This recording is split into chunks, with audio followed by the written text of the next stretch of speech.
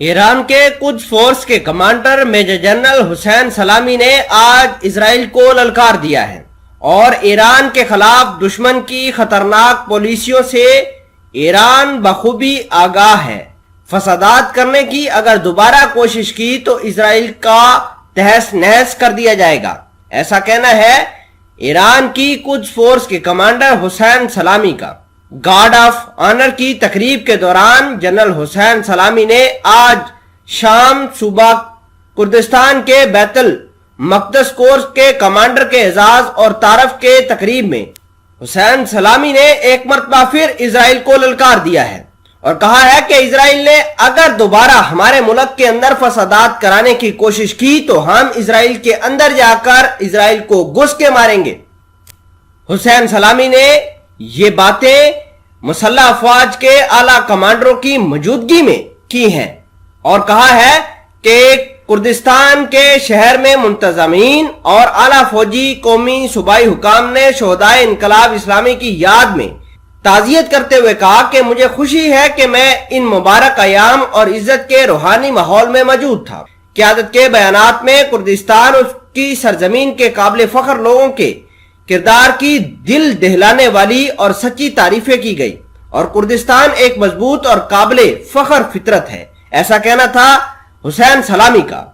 حسین سلامی کو یہ بات بھی بخوبی پتا ہے کہ اسرائیل نے ایک مرتبہ پھر فلسطین کی جگہوں پر قبضہ کرنے کے لیے آبادکاروں کا ایک مکمل اور جامع پلان بنا دیا ہے اور ساتھ ہی انہوں نے شام کے اندر کردستان کے لوگوں سے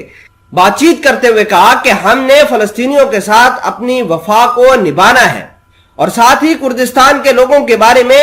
حسین سلامی نے یہ بھی کہا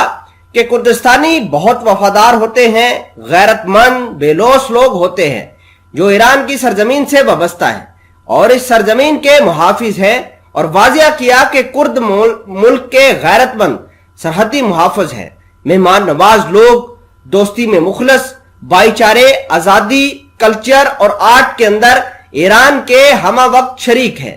ادھر ایران کی بڑھتی ہوئی طاقت کو دیکھ کر یائر لیپڈ جو کہ سابقہ اسرائیلی وزیر اعظم ہے، انہوں نے کہا ہے کہ ہمیں اس طرح کے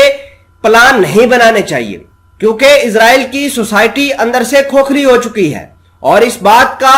اسرائیل کے اعلیٰ حکام کو بخوبی پتا ہے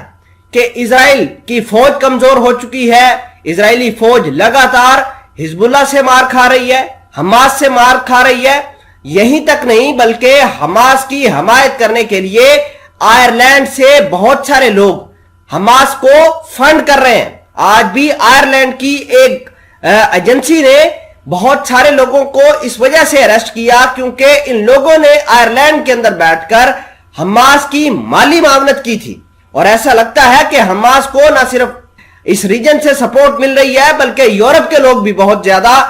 حماس کو سپورٹ کر رہے ہیں۔ یہی وجہ ہے کہ اسرائیل کی فوج ایران کے حمایت یافتہ جنگجو حزب اللہ، حماس، القسام بریگیڈ سے لڑنے سے قاصر ہو چکی ہے۔